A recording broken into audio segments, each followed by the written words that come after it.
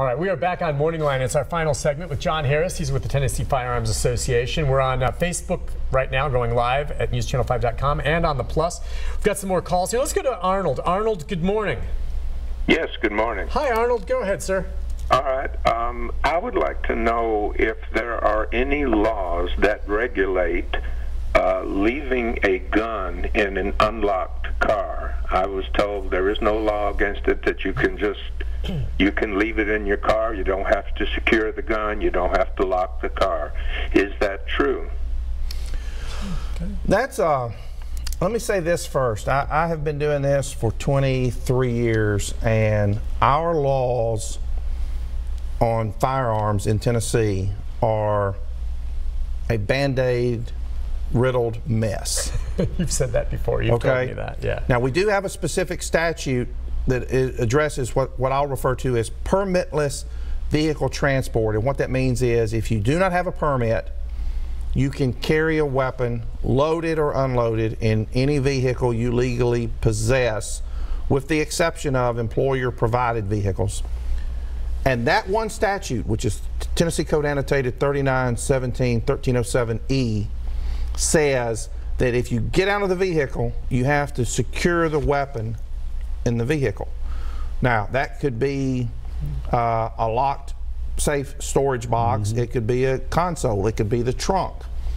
The statute's not particularly clear on exactly what that means, but you can't leave it sitting on the seat or on the dash or something where it's visible. The way the statute's written, you actually comply with the statute if you put it under the seat so that it's not visible and lock the car, assuming it's not a convertible.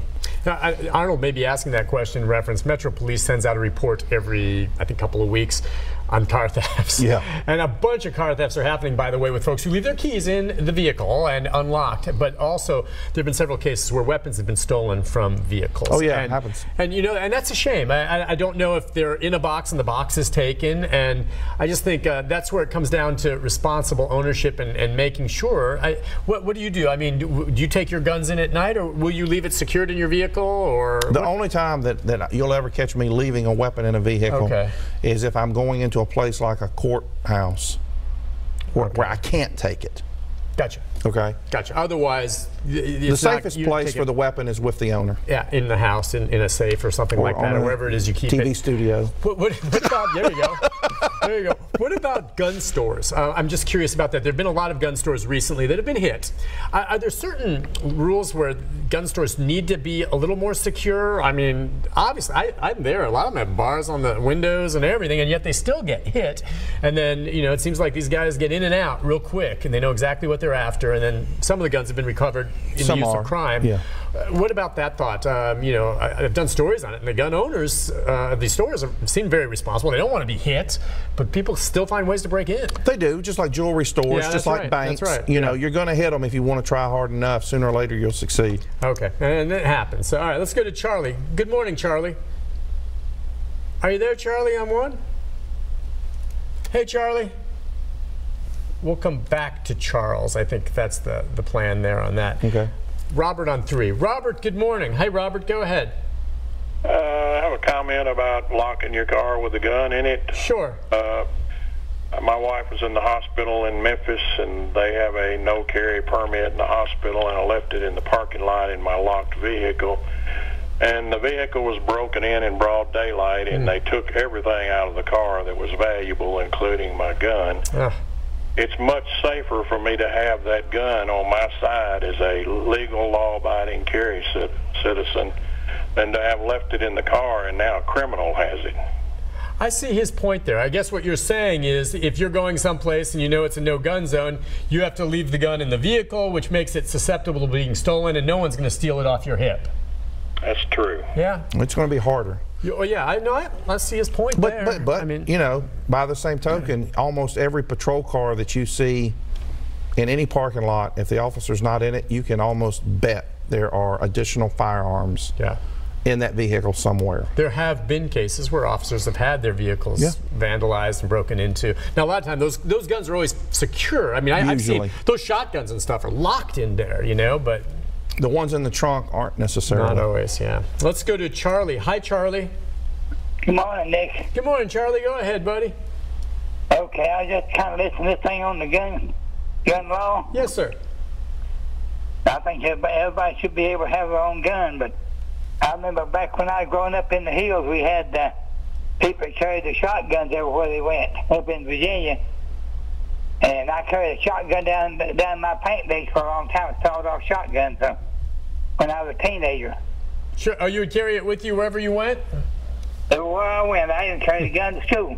Huh. Yeah, well, you know, I mean, yeah. Back then, was it easier to do that than it is today? Oh, well, you know, I don't know. The schools in particular are an interesting situation because we're having even the state of Tennessee promoting scholastic shooting. What do you mean? Oh, you mean clay targets, and target air practice, rifles, and things like that. Okay. And you know, you go back and look at videos or pictures 50 years ago, and it was very common. I mean, when I went to Vanderbilt undergrad, one of the perks was not only that you had a student pass to the pool, but you had a student pass to the gun range that was underneath the engineering building. Huh.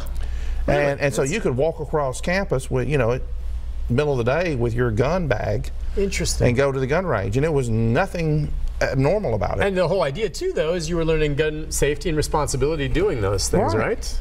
That doesn't exist anymore over there. I don't think so. That's really interesting. Yeah, times have changed with that regard, but yeah, the training and the safety and all that. All right, so as we stand right now, coming out of this past legislature, yeah, I know you were busy. You know, things wrapped up. Anything of significance or where we stand that they'll pick up when they come back? On the gun regs? You know, we've got about a third of our legislature that's not coming back. So yeah, we expect a lot of changes, yeah. We expect a lot of changes, including the fact that Beth Harwell won't be back. And she not only has been in control for the last 8 years of the House, but she and her lieutenants, so to speak, are one of the reasons why the last 8 years have not been good for gun owners in the General Assembly. You look at this year, they passed a little over 700 bills that we expect to go into law since January 1. Of the 700, there are, I think, 16 that relate to guns, and none of those 16 are really good for gun owners. So, I mean, it was a horrible year in Tennessee for gun owners. Really? All right, so what is it that ended up happening with the right to the teachers to bear arms? Did they pass that? I'm trying to remember, because we had some of the teachers, and I finally got a handle on why some of these very rural counties that don't have the money to pay for SROs thought that would be an option for them county by county. And I apologize for not knowing whether that passed, but I kind of understood that. Are you in favor of the idea if they get the proper training? Oh, I'm in favor of, if you have a teacher who wants to carry, okay, right. Not have and, to be and has been adequately trained, sure, however you define that, right, that it's better to have people in the school able to defend themselves, the school, not required, but able, right, in the event something happens, than to have a bunch of victims sitting there with rocks. I have to agree with you on that. And again, if you're just joining us, we were talking about the situation in Philadelphia where they're going to defend the school with buckets of rocks and closets. Oh, I mean, come on. I don't think it was Philadelphia. It was Pennsylvania, some rural county out there along those lines.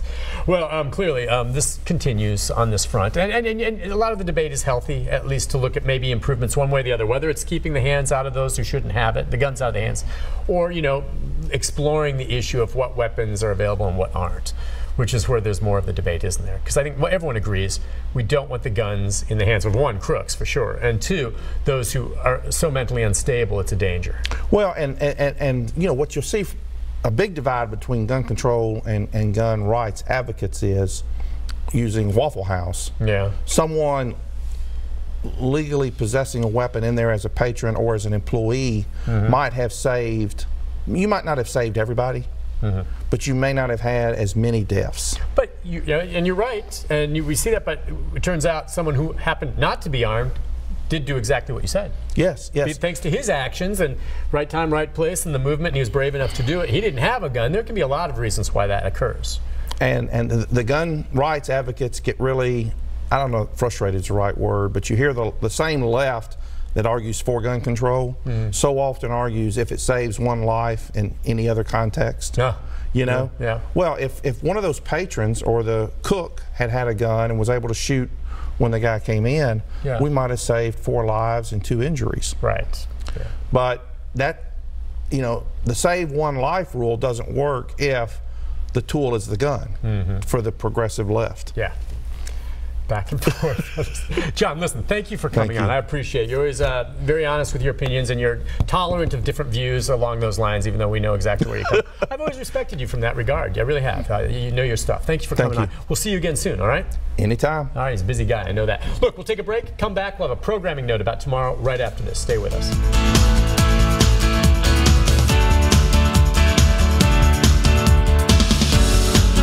$100